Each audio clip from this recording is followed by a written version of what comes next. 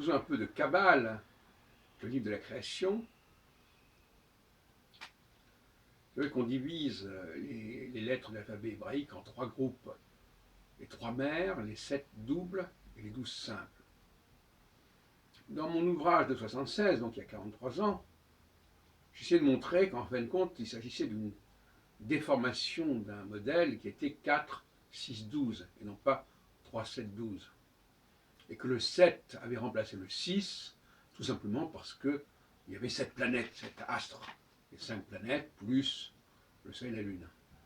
Et qu'on avait donc, par une sorte de subterfuge, on était passé de 4 à 3, ce qui est assez aberrant.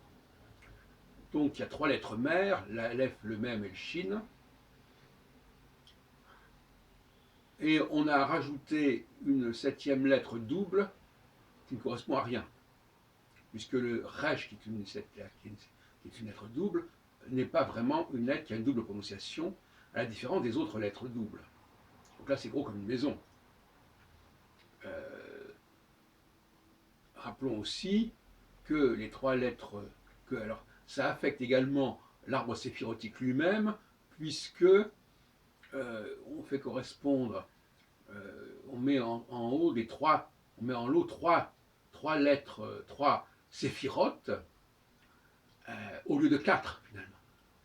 Et donc au lieu d'avoir un système 3 séphirotes plus 7 séphirotes, enfin, au lieu d'avoir un système 4 plus 6, on a un système 3 plus 7.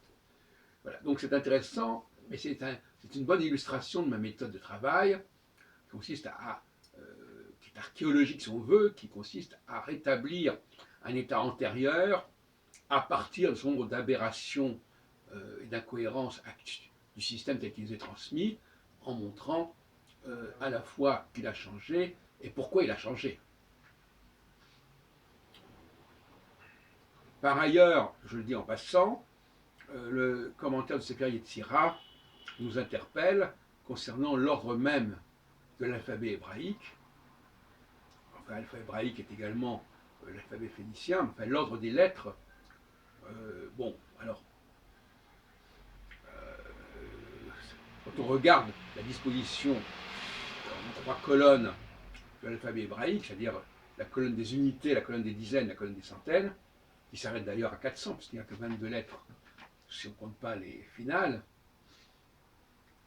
on s'aperçoit que le Aleph est classé parmi les lettres mères, avec le Mem et le Shin, alors qu'il se trouve complètement isolé au sein du groupe des lettres doubles.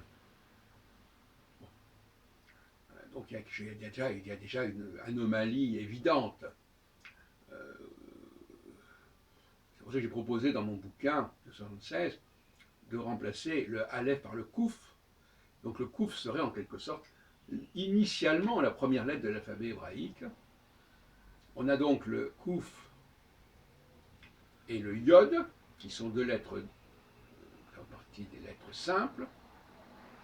Ensuite, on a les 6 lettres doubles, Bet, Gimel, Dalet, et puis aussi au niveau des dizaines, le Kaf, la Med, Mem. Et alors, le Mem, il y a aussi un problème, parce que le Mem n'est pas une lettre double, et donc il a été interverti avec le Tav, qui lui est une lettre double. Voilà le genre de travail que je fais. Et je vous rappelle que mon bouquin Clé pour l'astrologie 76 est en PDF et lisible sur Internet, notamment sur la base Script, SRI-CBD.